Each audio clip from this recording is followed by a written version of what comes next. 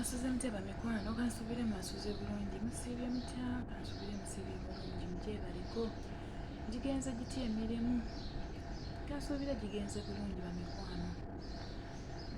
Mba ntuuse ne puroguramu yaffe y'olunaku olw'olwaleero.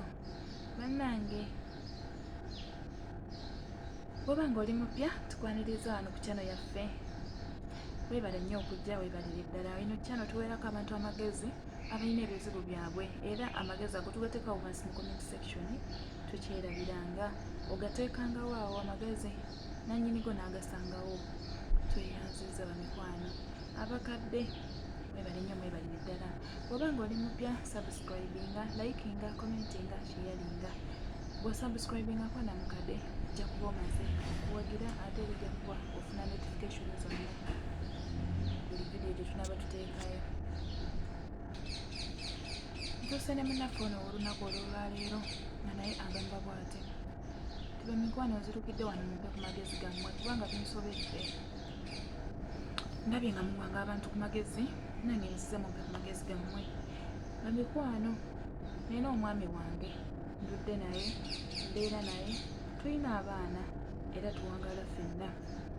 Bamikwano, omwami wange ono yalina mukwano gwe nga bazigatta nnyo era nga buli kimu bakikola bonna, nga buli kimu bakikolera wamu.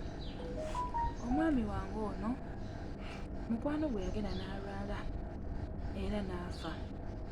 Mukwano gwange, muganda wange, omwami wange ono yalwa nnyo ku kitanda nga jjanjaba muganda we, kubanga bayitanga baluganda wadde baalinga ba mikwano, era yamujjanjabira ebbanga ddene. Naye olwamala mukwano gwe bwe yafa, naye emabega wali eri baalinga bakolanga ebintu, ng'ebintu ebyo babikola naye nga ebimu tebabyanjulayo. Omwami oli nga tabyanjulayo wa mukyala we, kubanga ono omwami yagambanga nti ebintu ebimu kambyesigalize, ndibiwayo mu kaseera akatuufu, ndibibalaga mu kaseera akatuufu, kubanga tebakoma okumanya nti olina ebintu bingi, baba bakimanyi olina ssente ne batamanya nti obeera weefiiriza okubeera nga otereka ssente ezo. Era yagamba nti ebintu bino eno nsaba obinterekerenga, ng'agamba mwami wange, bba wange, nti binterekerenga, bwe tuliba tutuusiza ekiseera tulibijjayo, tulibibawa. Omwami wange mu kuziika baayita alina ekintu ky'omugenzi kyonna akireete, ajja abanjamu, abadde abanja omugenzi ajja abanje. Omwami wange teyasituka, ne neebuuza lwaki tasituse. Ne ŋŋamba owaayi sijja munyegera wano mu bantu, ne nnindako ne tudda ewaka, ne mubuuza nabadde nkusuubira okusituka wali eri we baayitidde abantu, nti alina ekintu ky'omugenzi ye kyonna agende mu nnyumba akitwale. Naŋŋamba nti bya mugenzi oli yagenze, kati byasigadde nga byange, era nze ngenda obiddukanya, nze ngenda okubeera nga mbifunamu. Ne mugamba tekisoboka, obeera ng'ekintu ky'oli ekikolerera abaana be kimuwe, abaana be basobole okukifunamu.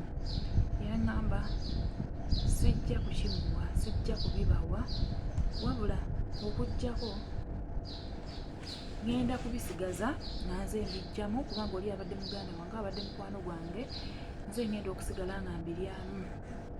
Nanyiiga.